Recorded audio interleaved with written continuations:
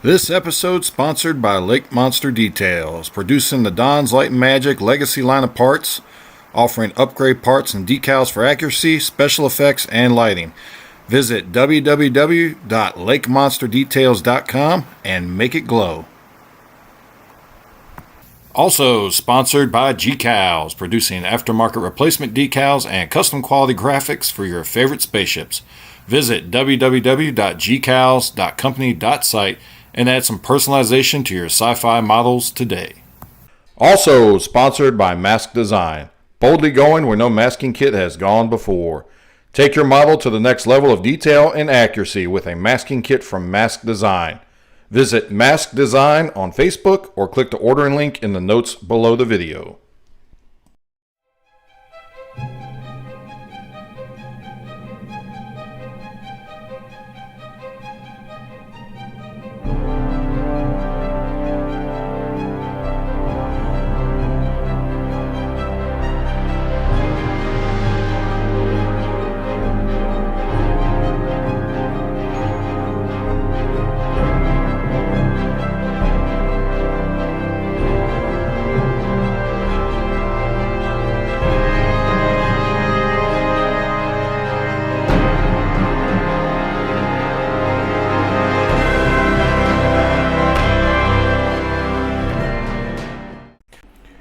Hey, what's up, fellow modelers? Will here. Welcome back to the Ensign's Chair, and we are back at it on the 1350 Enterprise A Ian Lawrence tribute build. And this week, or this episode anyway, it's just probably going to take me to maybe even 3 episodes, hopefully just 2.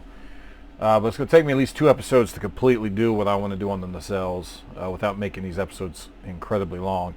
So we're going to work on the first part of this today. Pretty much I'm going to go over what I did for my nacelle grills, and I'm going to talk about putting this part in, which I think is called the magnetomic flux grill or something like that. I don't know.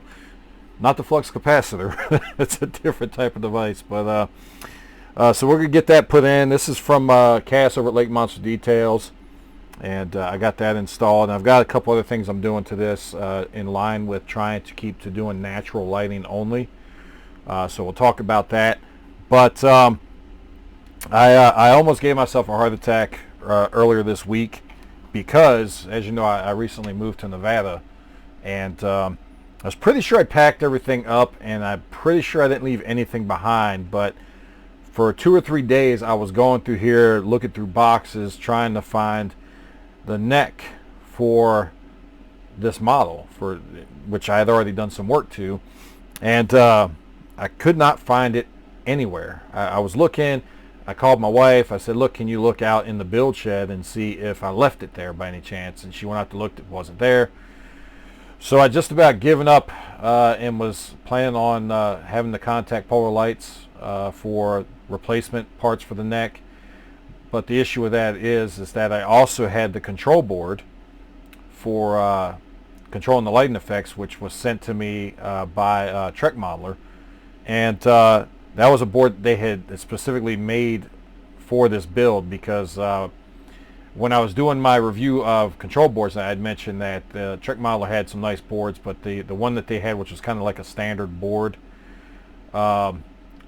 didn't do the effect from going from amber to blue for the dish. And about 2 weeks later, I got a box in the mail from Trek Modeler. And I didn't know what it was, and opened it up, and it was control board. I had to contact them, and they even told me they were sending me this. And I had to contact them, and they said that they were providing this board with a new feature which allowed it to go from amber to blue. So anyway, that was in the box, and so was my control board for Madman Lighting for the photon torpedoes. Everything was in that box. Could not find it, and had pretty much given up on it. And come to find out, I've got the box under here for the Reliant build that I'm doing, which I hadn't been in a while because I'd finished assembling it, so I hadn't really needed to. And was going in there to look at the instructions to reference something, and lo and behold, my box containing the neck and the control boards was in there. Don't know when I stuck it in there, but it's been in there for a minute anyway. I'm glad I found that, because I was a little bit concerned about having to hold up this build again just to get all those parts together. So Glad I found that. But anyway, so we are ready to move on and start to work on our nacelles, which is the last part, the last major component that we have to put together before I can kind of get the sub-assemblies together and start doing the painting, the Aztec, and all that stuff. So without further ado, give me a minute. I'll put you on the bench. We'll get to work. All right, so on to the nacelles. Now, the first thing I am working on these nacelles is I am swapping out this part up here. Now, Cass has these labeled as magnetomic flux grills, but I've also seen these listed as lateral Bussard collectors, and also seen them listed as intercoolers, warp intercoolers or something like that. So I don't know. I think the blueprints, the Star Trek blueprints I saw had them labeled as intercoolers. Flux grills sounds good to me. But no matter what you call them, they need to be replaced if you want to be. You don't have to replace them, but if you want to be a little more accurate in the appearance. The problem with the ones that are molded in here is that these are more. Let me focus this a little bit. These are more, as you look at them, are more, I guess you could say, bullnose shape. They're kind of more of a rounded shape on the edge.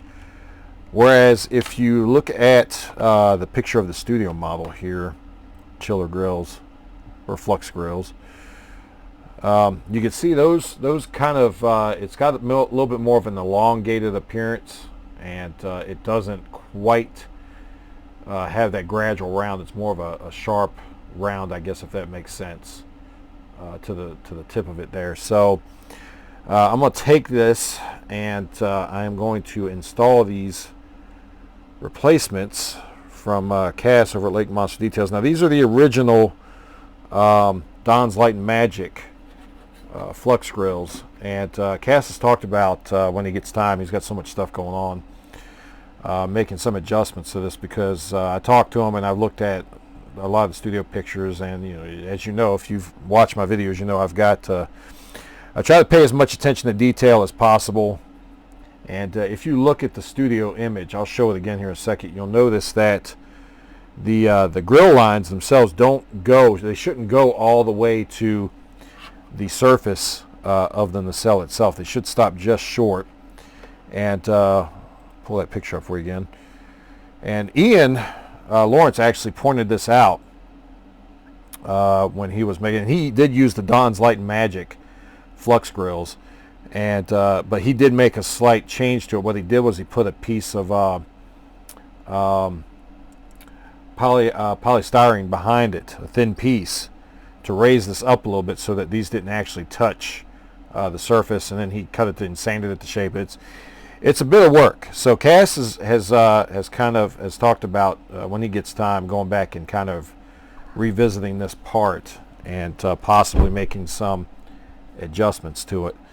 So, but these are great as they are, so I'm going to use them.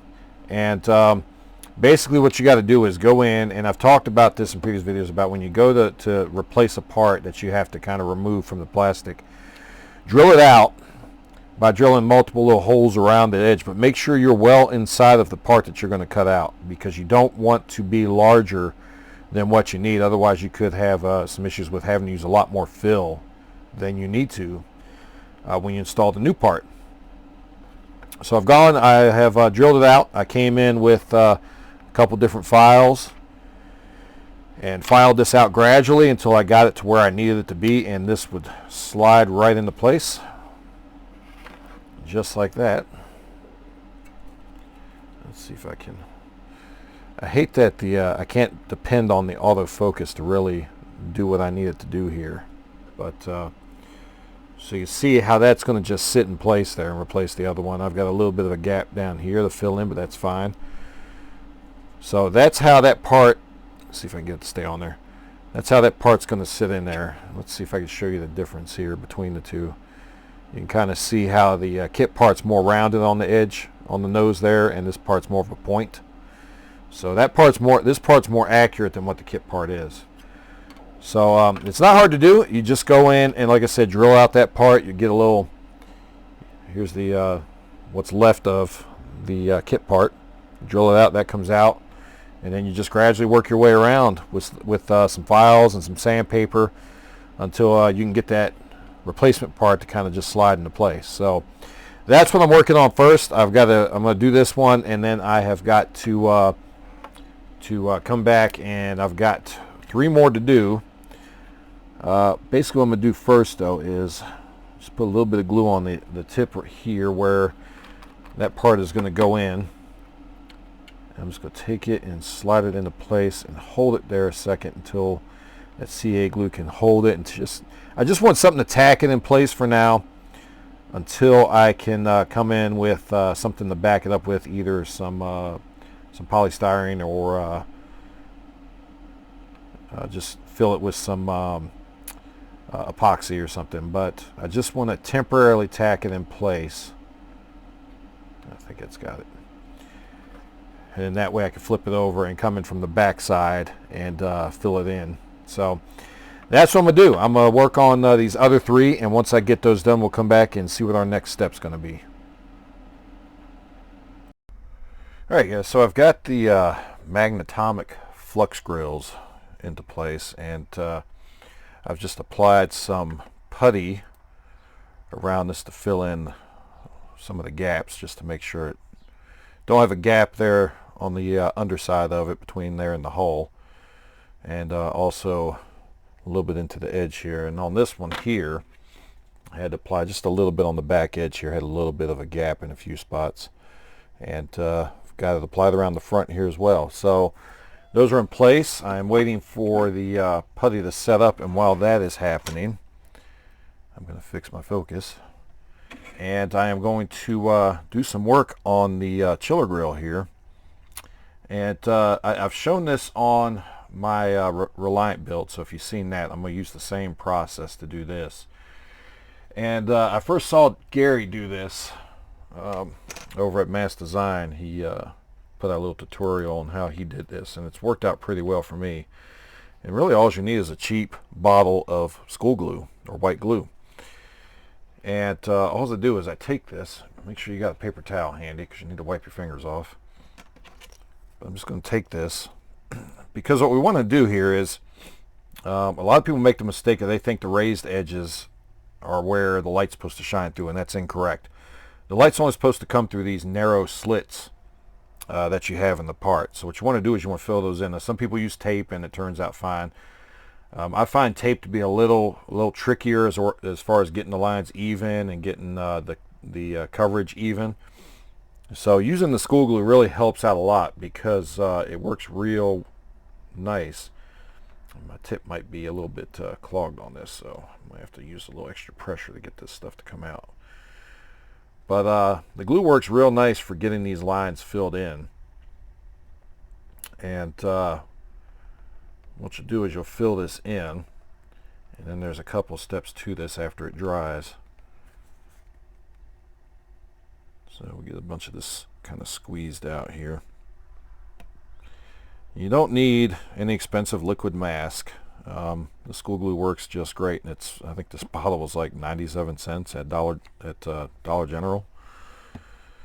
But get you some on there, and then I'm just going to kind of work it into the grooves on here. Now this stuff will shrink some, so you're probably going to have to do this more than one time. I've got a little bit of dried piece right there I want to get rid of.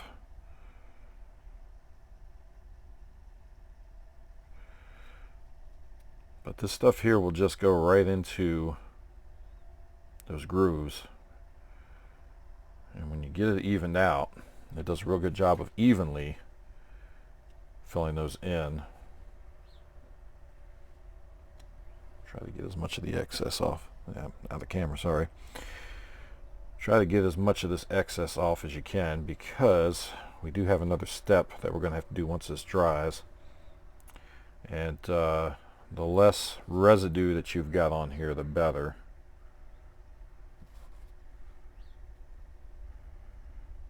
Just going to clean this up a little bit.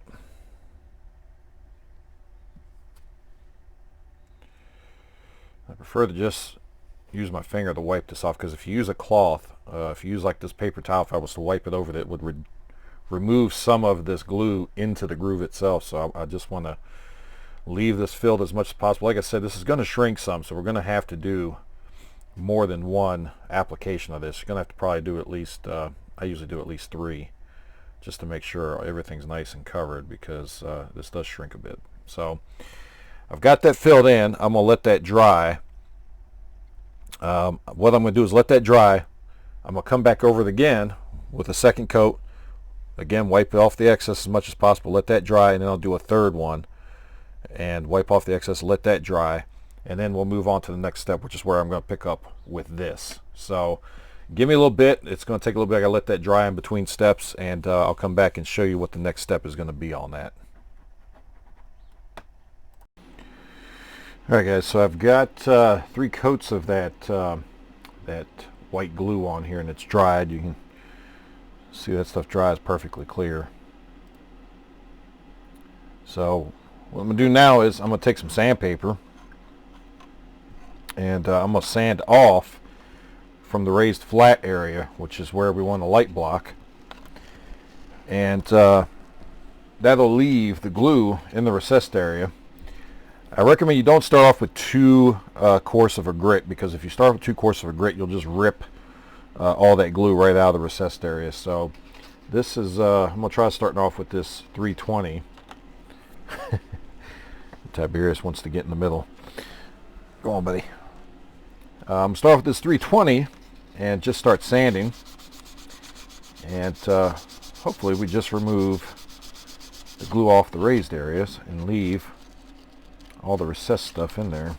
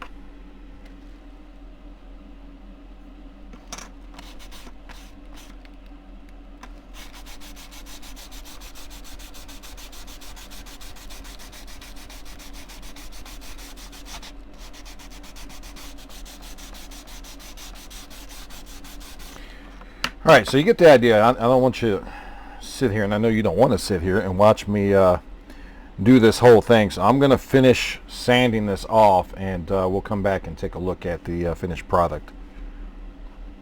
All right, so I'm sanding this, and I just wanted to point one thing out real quick, and that is when you're sanding these flat areas, you want to look real close at it and watch for little spots like this right here. If you can see that shine, it's right in the middle of this flat spot, and you don't want that there, because what's going to happen is if you don't get this sanded all the way till you get rid of these little low spots, what'll happen is you'll either pull it up when you pull your glue up to reveal the inside, or you're going to have a spot here where the paint's going to lift on it eventually, because it's not going to make contact with the plastic. You're going to have a thin layer of that glue still sitting there. So watch when you're sanding this, make sure you look at it real close and hold it up to the light and look for little shiny spots on the flat like that. You want to keep sanding it until you get rid of that. So I just wanted to point that out, because it is something that you may not notice. But I've done these before, and I've actually had that happen to where I didn't catch that. And when I went to peel up after I painted it, and light blocked it and painted it, it peeled quite a bit of the rest of the paint up, because I didn't get those little low spots like that. So just look out for those and be aware of them. I'm going to keep working on this, and we'll come back and take a look.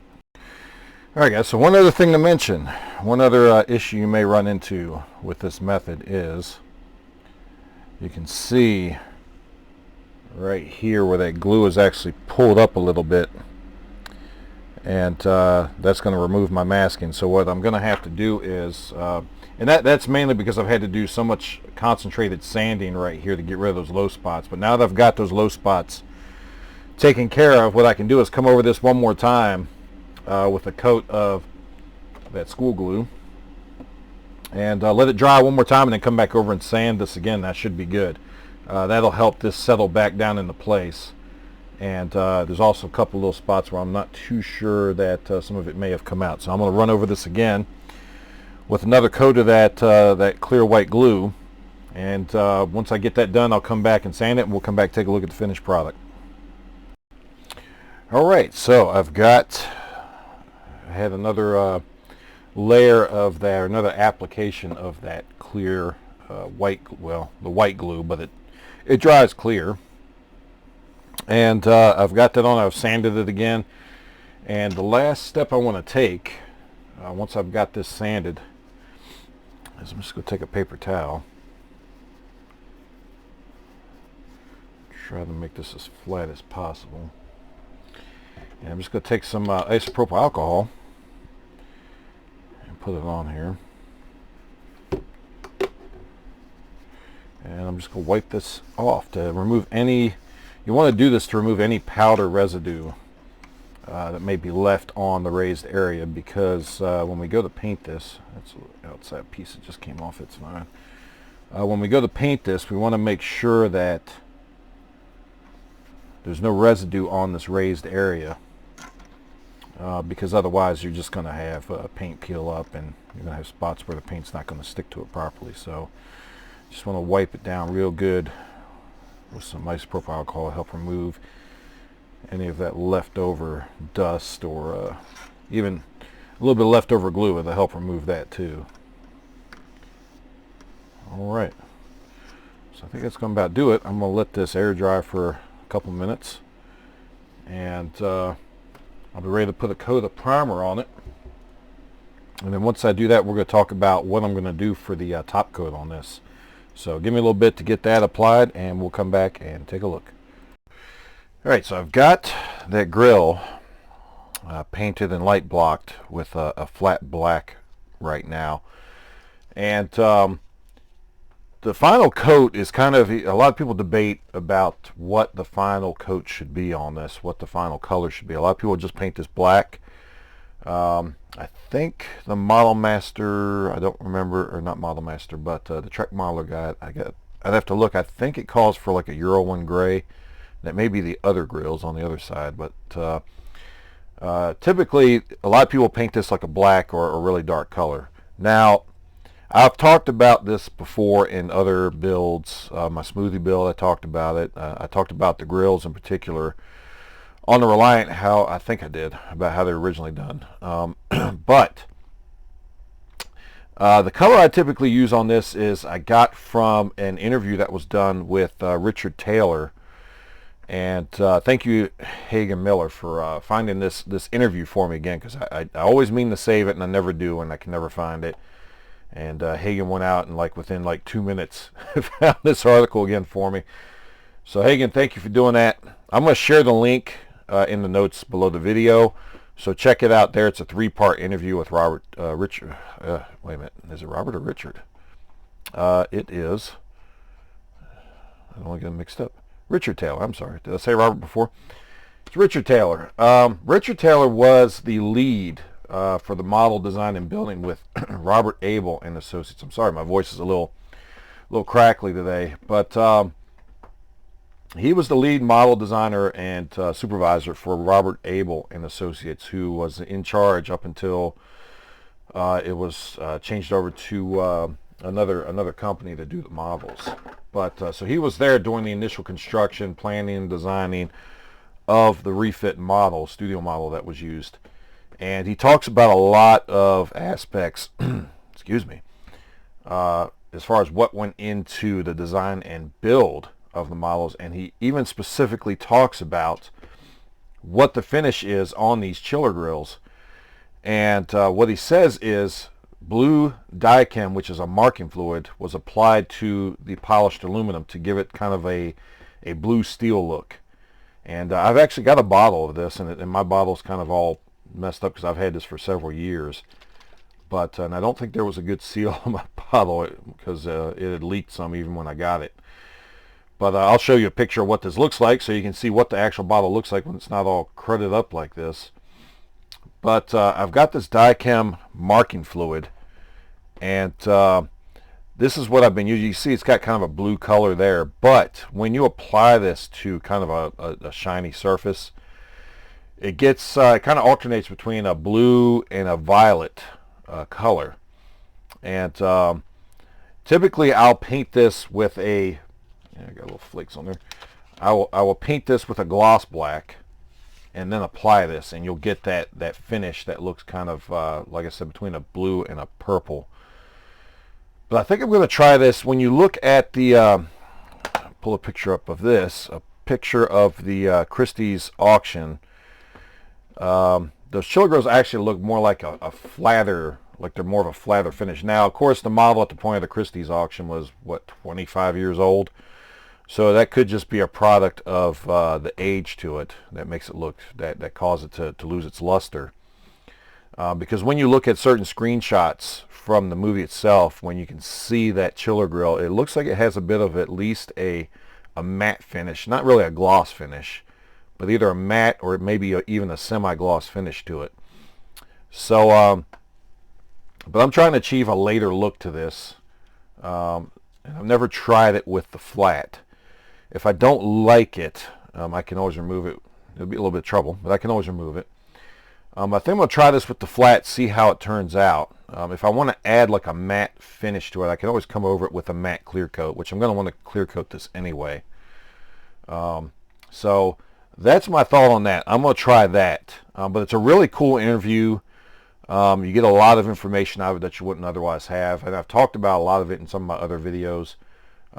He even talks about the design of the nacelle itself, how the design of the nacelle was kind of inspired by a number of things. The overall design of this, if you look at it, especially the front end of this, if you look at a Chesapeake and Ohio Class M1 locomotive, you can really see the inspiration of that. The slanted front nose with the grills on the front, the way it tapers off in the back. It's obviously heavily influenced by that N1 locomotive. Unfortunately, none of those N1 locomotives are around anymore. They were only built, I think, in 1947 and 48, and they were a steam turbine locomotive, and it ended up being that just the cost and maintenance on it was so expensive that they ended up scrapping them all just 3 years later in 1950. And they were only used in my home state of Virginia between Clifton Forge and Charlottesville, Virginia. And they were only used for a short period. And it's unfortunate because when you look at it, it's really a cool locomotive to look at, and it's unfortunate that they don't exist anymore. They scrapped them all. But so he talks about that, and that's an obvious influence when you look at a picture of that. And the front grills are actually were actually inspired by, I think, a 1940s Ford truck grill. So it's just there's a lot of cool information in that interview, so I'll put the link in the notes below. Go check it out and read it for yourself. But I am going to take this and I'm going to put a coat of this blue dye chem on it. You can just put this straight in your airbrush and spray it on. So that's what I'm going to do. I'm going to get that on, and we'll come back and take a look at it and see how it turns out.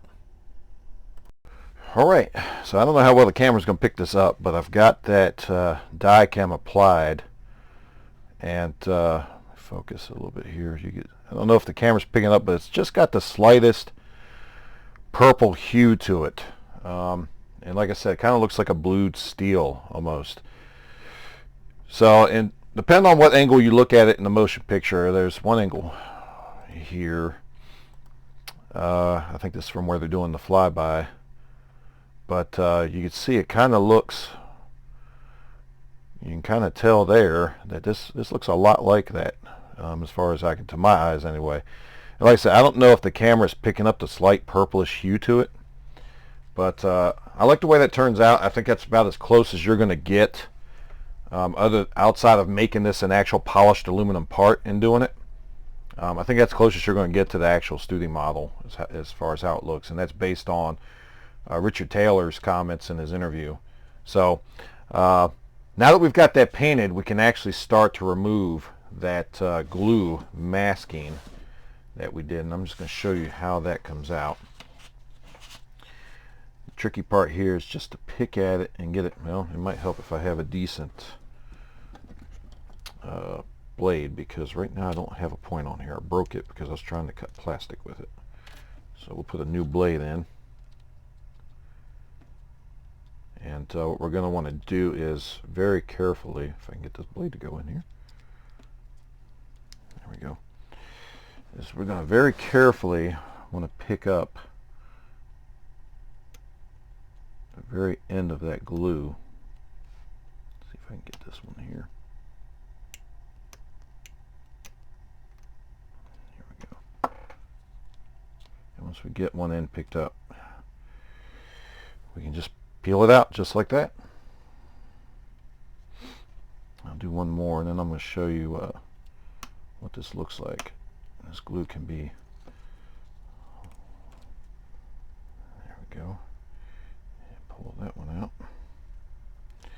I can remove this tape back. You want to make sure you tape the back of this and mask off the back, so when you're painting this you don't get spray, overspray on the back of it. But so you can see how that's going to light up. It's going to turn out. Turned out real nice. There's a couple little spots where it's a little uneven, but I can even that out easily with a little touch up. But for the most part, that's how that's going to look. So I'm going to finish getting this peeled off, and I'll temporarily insert it into the model part, and we'll take a final look at it before we move on to our next project. So give me just a minute. Alright guys, so I've got the masking removed, and I kind of inserted this in here temporarily just to take a look at it. And again, I don't know if the camera's picking it. It looks like the viewfinder might be picking it up. A little bit of that purplish hue that you get by using that dye cam.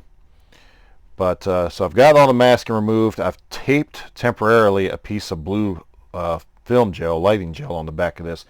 And that's how they did, according to Robert, that's Richard, that's how they did the lighting color on these, is they used film gel to dictate what the color was going to be. It was a lot of people wondered if it was just the processing of the filming or something like that, but they actually used a different colored film gel on the back of these to change that lighting color. So at least that's what I get from Richard Taylor's interview.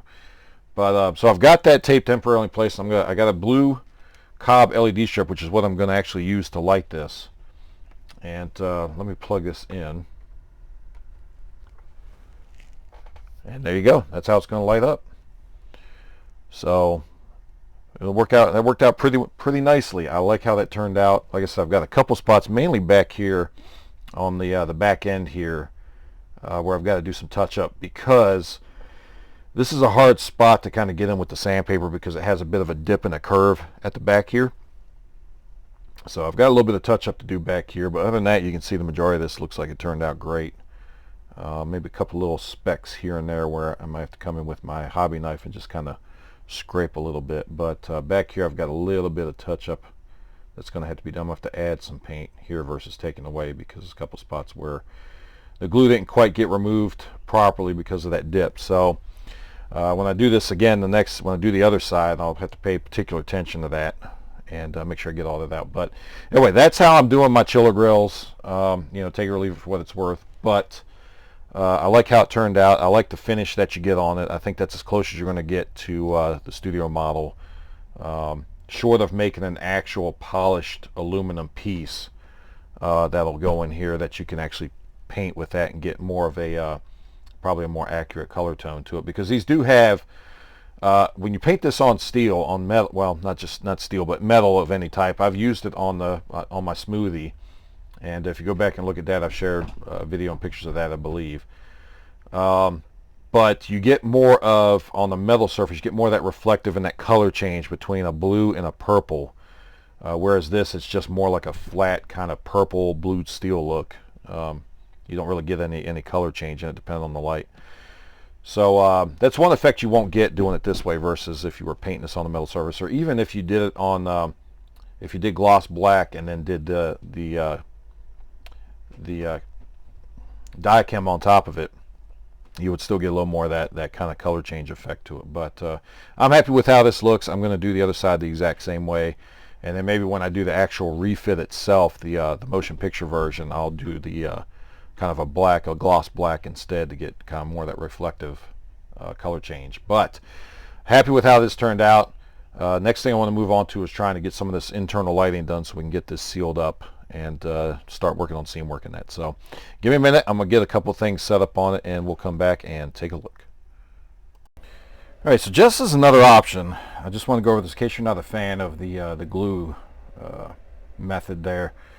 I did decide to do this side. I'm going to try this side out just so I can show both versions. I did this side with the tape, and this is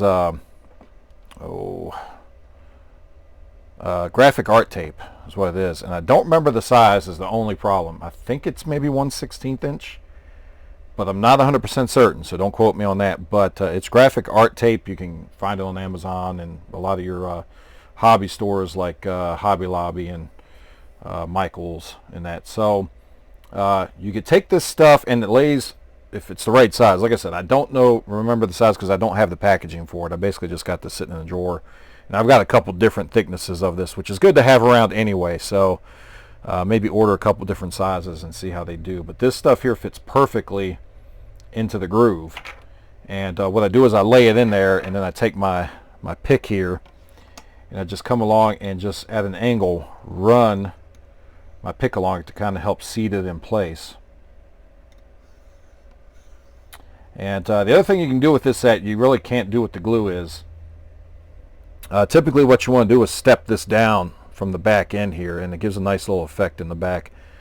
But you can do that easier with this tape than you can with glue. Glue's a little bit harder to do. So the glue side, when I do that one, I'm going to have to paint it basically, and then come in and what I'll do, if you want to do it with the glue, is you remove part of the glue back here once it dries, and then you can come over and paint it. But that can be kind of hard to do. It can be hard to do it evenly and get it in there. So the tape's a little bit better for that.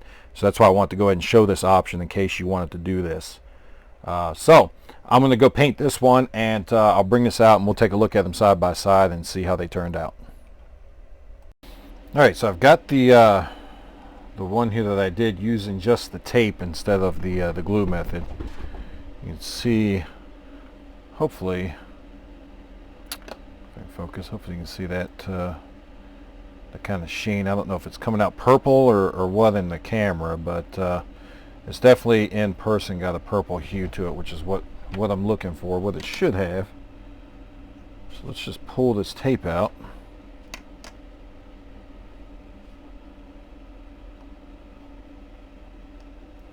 I'm a little concerned that I might have got a little heavy in one spot here, so I'm going to have to take a look and see if I might end up having to do a little bit of a touch-up.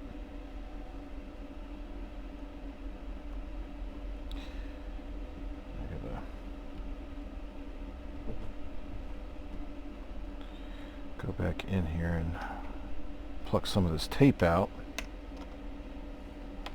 Let me focus while I'm doing this. Let's see, where is, get my little pick here so I can pluck this tape out.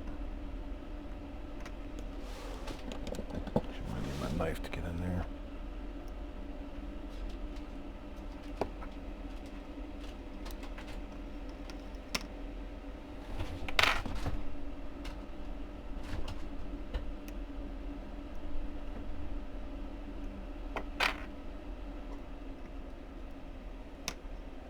I think that just might do it. Yeah, I do have a little spot right here I can see where the paint got under the mask, but that's alright, I can easily clean that up. But other than that, it turned out real nice. You can see where I staggered excuse me, where I staggered that end here, and I think it turned out a lot better on this one than the one I did with the glue. But still looks real good. I'm real happy with it. You get similar results either way, either method you try or decide to use. I am kind of liking the way the tape turned out, surprisingly, the way the tape turned out better. But that's because it was much easier to do this staggered shape in the back here than it was with the glue. So, you know, it's your call, whichever way you want to try to do it, obviously. But, yeah, I kind of like the way the tape method turned out. Not just, they both turned out pretty similar, but the tape method was a lot easier to do that staggered formation, stagger these lines back here like needed to be done. Like I said, I had to remove some of the glue and then retape, and I didn't really stagger that one as deep as I did this one. I may have to redo this one a little bit, but that's fine. I can just use some of that. I'll have to come back with the tape and just move this down a little bit and then redo this end, and that'll correct that. So that's not a problem. But happy with the way those turned out. And the other thing I'm working on, and I kind of want to wrap this up because I know I'm over a half hour already, so I'm going to have to break this up into 2 videos.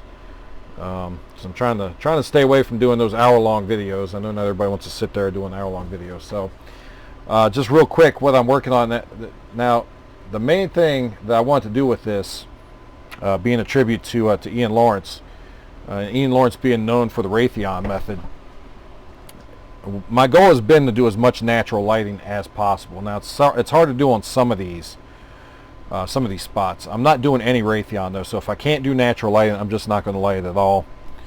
But I did set up my spotlight on the front here, and I angled it so that it will light that pennant that's going to be on the front here. And I'll do that for both sides. So I did get that wired up. I did try to video that, but it just doesn't show up right with video because I've got to turn all the lights out, and you just really can't see too well. So you just got to take my word on that one. That one turned out great. I've got my light in, my SMD in for the strobe on the back of the nacelle here. And lastly, trying to do some lighting for this registry that's going to be over top of the fin here on the back. I decided to try drilling a hole in the top of the fin and angling it so that the light will shine up and at the nacelle side here where that light's going to be. So let me plug this in and I'll show you what I've got. And then turn a couple of these lights out. And you can kind of see it now. It's sharper. It's a more distinct shape here than what you're seeing in person. It's just the way the camera picks it up. But I think that'll work for lighting that registry when you're looking at the model and it's dark. It's definitely going to provide a decent ray of light for most of the registry. Obviously, all of it, I'm not going to catch all of it, but it'll provide enough light to see it with all the lights out in the room. So that's kind of what I'm looking for. So that's the way I'm going to do this. Obviously, I've got some more work. I haven't done any of the seams or anything on this fin part here yet, so I've got to do all that. But I just did that to kind of test it out. I think that'll work for lighting that. Now, as far as the one on the inside, that one's going to be a little harder to do. I have an idea that maybe I can focus a light beam enough from one nacelle to the opposite side nacelle. Maybe, I don't know. It's kind of a far distance without having a really bright light to kind of cast that. So I'm going to try it out, see if I can make it work. If not, it's just a matter of, I can just putty back over the hole and do away with it. But I'll try that out, and I'll talk more about that when I get to that point. But I think, like I said, I'm going to wrap this up. I think this is going to take at least one more episode to kind of get the nacelle together and be ready for paint. And at that point, we'll be ready to kind of roll into starting to do with painting and the masking and all that. So anyway. Hopefully there's been some useful information in this video. If there has, and you've gotten some information out, please hit that like button below. Let me know. Give me a thumbs up. And as always, you don't have to subscribe, but if you don't mind subscribing, please hit that subscribe button. It helps me out tremendously, but it costs you nothing. And it always looks good to my I got stuff going off here. It always looks good to my sponsors when I can increase my subscriber count. Excuse me. And let them know that the information is getting out to more people as far as my product support and all that. So as always, a shout out to my sponsors, Gary over at Mask Design, whose wonderful mask we're going to be using on this, Gus over at G-Cows, who, as I mentioned before, I've got a couple of specialized decals that he did that we're going to use on this build, Paul over at Paragraphics, and we've been using his stuff. I do have one piece of photo etch we're going to install on this. And then Cass over Lake Monster Details. And Cass, again, thank you for all the wonderful stuff that you have provided for this build. Your flux magnetomic flux grills, whatever they're called. Those came out nice. and I've still got to do the other side yet, but I really want to show everybody how to do this on this one side, and then I'll go on to the other side and do that off camera. But again, thank you everybody for watching. Till next time, keep modeling.